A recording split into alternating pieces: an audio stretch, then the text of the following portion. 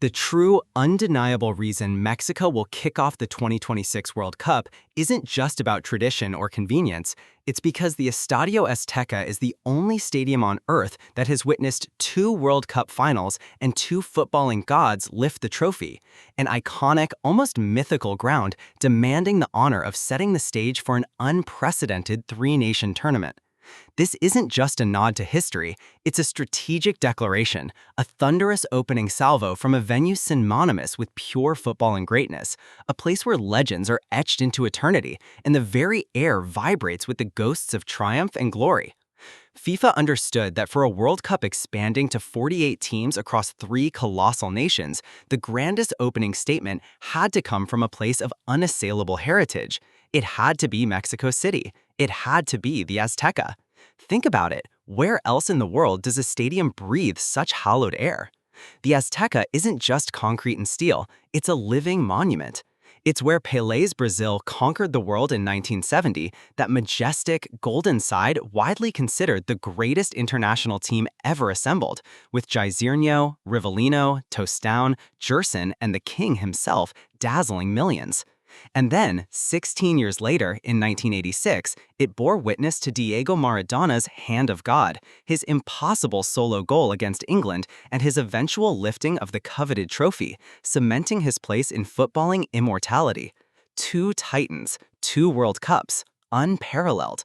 Now, imagine this heritage colliding with the sheer unprecedented scale of 2026.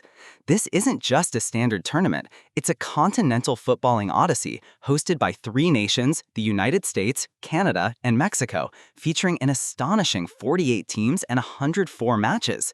The logistical challenge alone is monumental. How do you launch such an ambitious endeavor? You don't start small. You don't choose a venue still trying to find its voice. You go for the seismic event, the immediate, unmistakable statement that resonates globally. You go to the place that already speaks the language of legendary football. This choice isn't just sentimental, it's deeply strategic for FIFA. They know the opening ceremony, the very first whistle, sets the tone for the entire tournament. It's the moment all eyes are on the game, drawing in casual viewers and hardcore fanatics alike.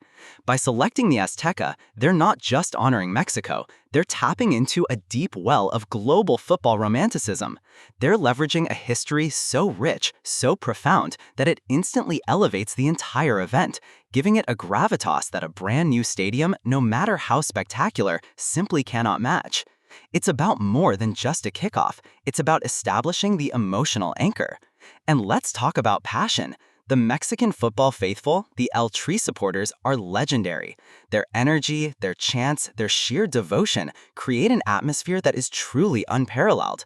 Estadio Azteca, with its colossal capacity, currently around 87,523 after renovations, will be a cauldron of sound and color.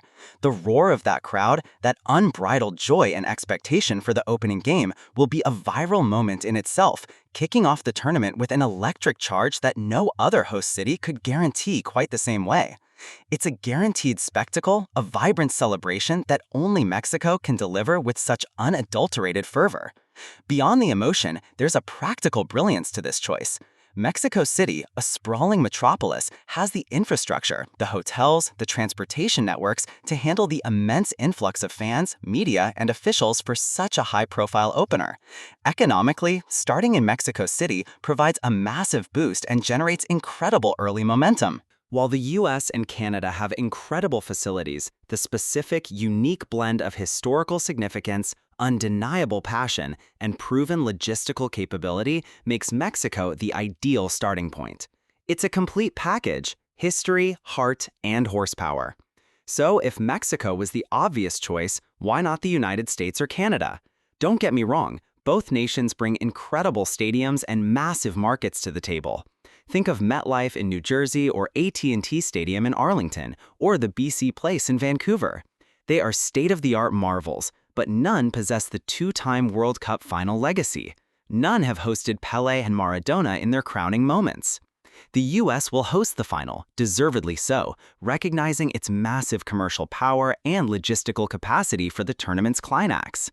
Canada, while a great host, might lack the sheer, visceral footballing history to demand the very first kickoff of this specific historical tournament. It's about the start, not just the finish. This decision also gives Mexico's national team, El Tri, an almost mythical home field advantage for their opening match. Imagine the emotion, the adrenaline of stepping onto that pitch in that stadium to kick off a World Cup you're co-hosting. It's a psychological edge that can't be overstated. The players playing for their nation in that historic venue will tap into a wellspring of national pride and collective memory.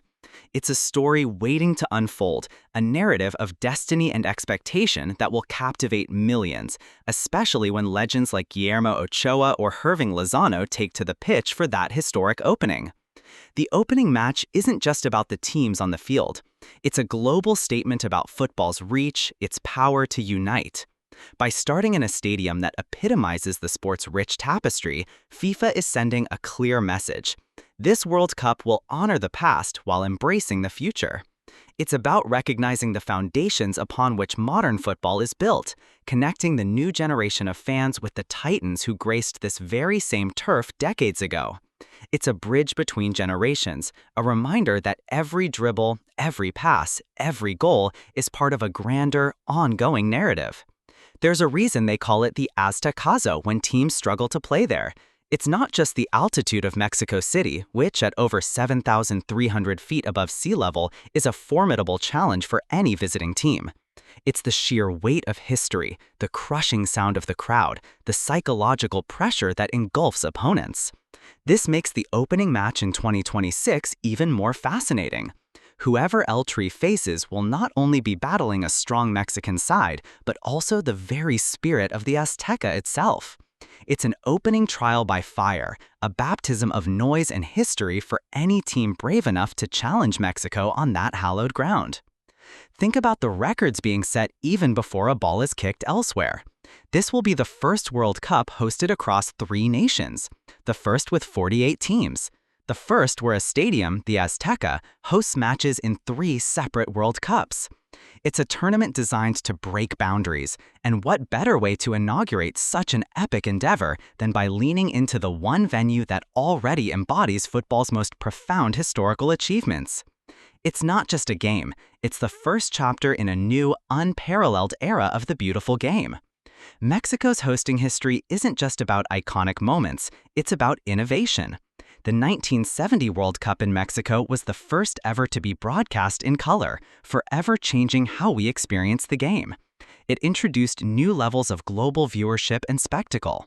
So, in a way, kicking off the 2026 tournament in Mexico is also a subtle nod to that spirit of pioneering.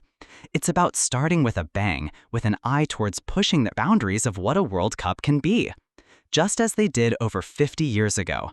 It's a continuation of a legacy of setting precedents. So, when that first whistle blows in 2026, when the camera pans across the Estadio Azteca, packed to its legendary rafters, remember, this isn't just a random scheduling decision. It's a meticulously crafted moment, a fusion of history, passion, strategy, and sheer footballing reverence. It's FIFA's declaration to the world: this tournament is massive, it's global, and it respects the very foundations of the game. It's about honoring Pelé, Maradona, and the indelible mark they left. It's about unleashing the unparalleled energy of Mexican fans. It's about setting an audacious, unforgettable tone for 104 matches of pure, unadulterated football. The secret reason Mexico kicks it off first? Because the Azteca isn't just a stadium. It's the beating heart of World Cup history, ready to roar into the future. Get ready, because 2026 is going to be epic.